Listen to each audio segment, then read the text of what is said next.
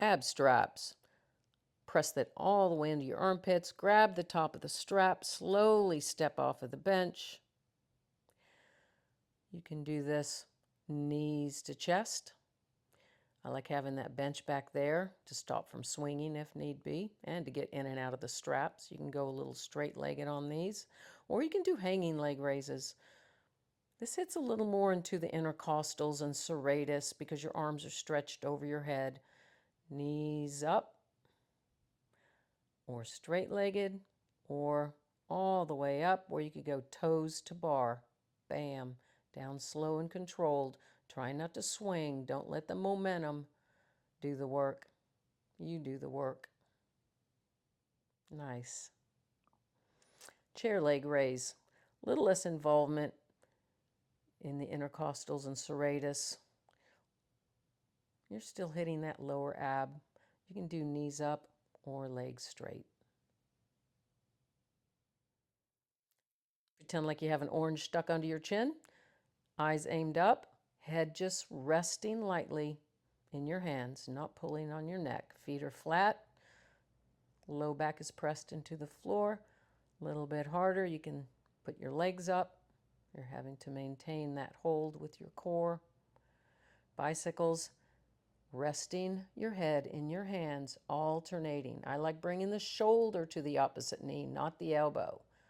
If the elbow comes to the opposite knee, you have more of a tendency to rotate and pull on the neck. We don't want that. We want the elbows out to the side, shoulder to the knee. Lifting that shoulder blade off the floor as you come up. The higher you kick, the easier that is. Flat leg raise. Put your hands in a triangle right under your tailbone. Extend your legs out. Suck your belly button in. Lift your head to add more tension. And in, just hovering the feet over the floor. The higher your feet go, the easier this one is. Slight bend in the knee. Holding that belly button in, pressing the low back into the floor, not arching the back. Ball passes. Making sure that when you come up, you lift your head up with it. Inhale. Keep those knees slightly bent as they extend down. That takes pressure off your low back. Inhale, expand. Lifting the head every time you come up. That creates more tension on the core. These are called butterfly sit-ups. There's a number of ways to do them. It's a little easier when you begin to have something to hold your feet down, a dumbbell or a plate, and a dumbbell in your hands. Inhale as you come down and come all the way up. Inhale, exhale, never holding your breath. Making this a little harder. You can remove the weights. Now it's you doing the movement. Before you try this one, you want to make sure you can keep your feet flat on the floor and that they don't come up. Exhale. Nice. Using the arms for a little bit of momentum. Russian twists, not contracting in. You want to make sure that your back and spine is straight. Chin is tucked in. Shotgun, placing the weight on your shins, going down, keeping your knees bent. Tapping the floor, grabbing the ball, tap the ball, tap your heels. Lift your head up, place the ball. What you don't want to do is just straighten your legs and roll the ball into your hands. You want to come up, lift up, tap, tap, grab the ball, making sure the head is coming up.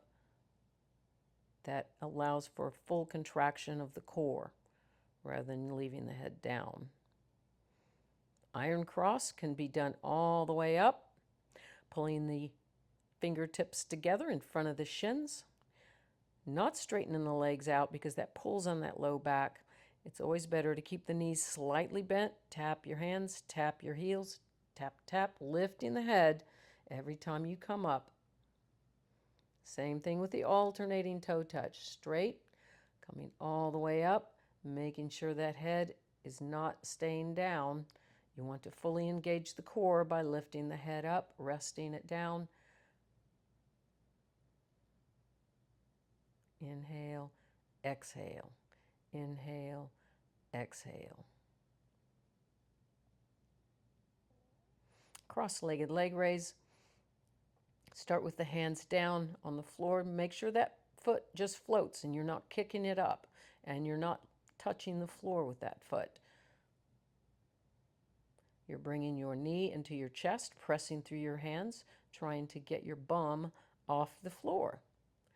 And exhaling as you're coming up. If you notice, the upper body is stationary. I'm not kicking.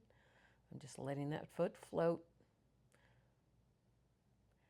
This one is a little harder when you put your hands behind your head, but you're not using your upper body. Only the lower body is moving. Foot is floating. Exhale. Exhale, trying to lift the bum off the floor, engaging only the lower part of the body. Make sure you're not pulling on your head. V-ups.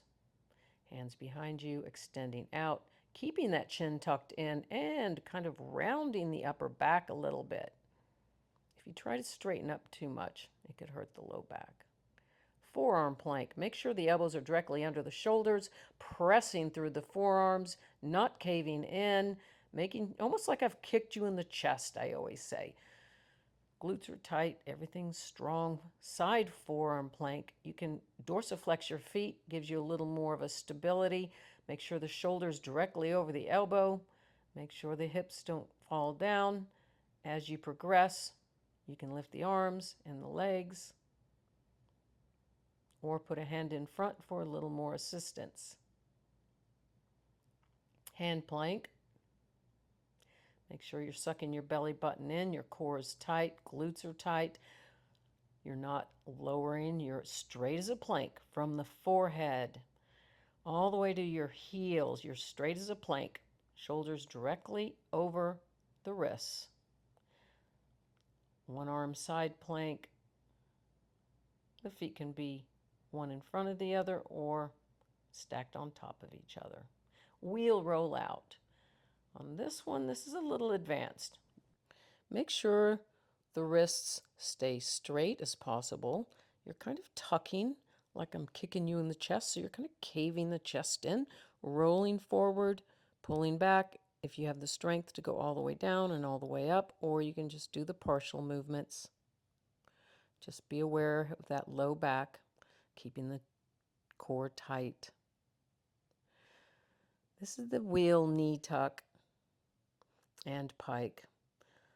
Getting it on, you have to Velcro it around your feet and then put the red around the back of the heel and then flip over. It's a little awkward getting into, but it really works well. You'll see on the next exercise how you can do this with a stability ball. So you get in that nice, tight, strong plank position, not your hips aren't sinking in, pulling the knees into the chest. When you extend out, make sure the hips don't drop. Or you can pike it, making sure to maintain that strong, straight position, no dropping of the hips. This is the stability ball rollout, variation of a rollout. The fist should be not right on top of the ball, a little closer to you. Same thing, kind of caving your chest in. Arms are straight and strong on this. You don't want to bend in your hips. You don't want to bend in the elbows. You want to just hinge straight forward like you're falling forward. Arms are straight and strong all the way down, pulling back, engaging the serratus, the intercostals, the entire core. Hips are staying tucked forward.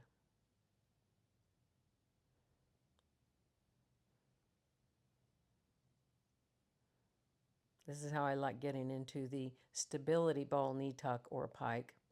Rolling the ball out. The further the ball is out over your feet, the lever arm is longer, which makes it harder. You can also just have it over your knees. It makes it easier. or the shins. Just making sure that you're in a straight, strong plank position before you start, and make sure when you extend out that the hips don't drop down.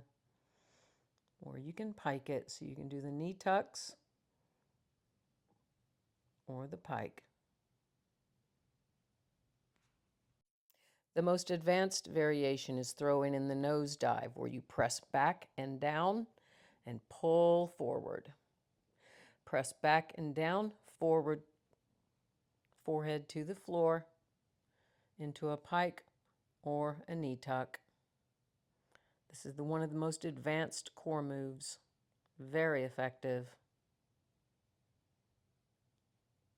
V up on the bench.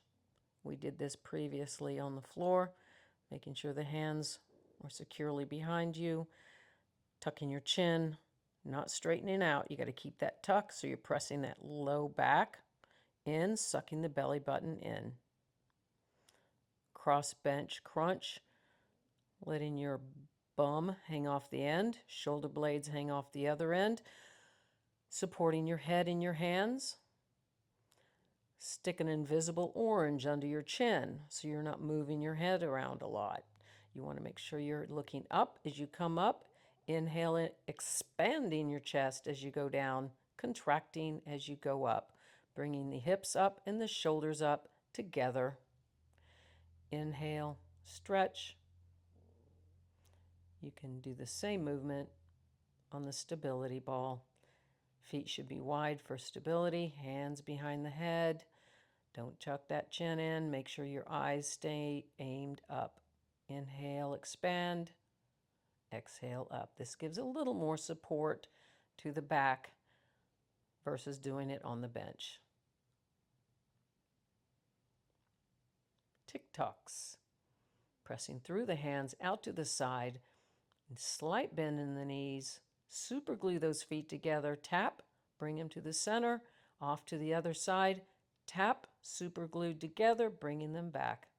Pressing through the hands to generate some power force.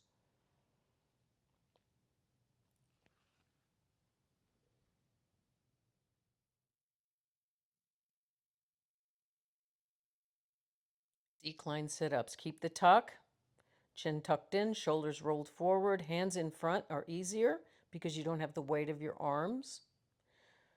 Putting the arms across your chest. Never straighten out. You want to keep that tuck to protect that low back. Sucking the belly button in, chin tucked in, shoulders rolled forward. Hands out in front to make it easier. Hands in front of the chest adds a little more weight to the movement. I just like tapping right about where that bra strap is and then popping it back up. You can also rotate out to the side as you come up, bringing the elbow to the opposite knee. A little bit more intercostals and serratus involved in that one. Adding some weight, keeping that chin tucked.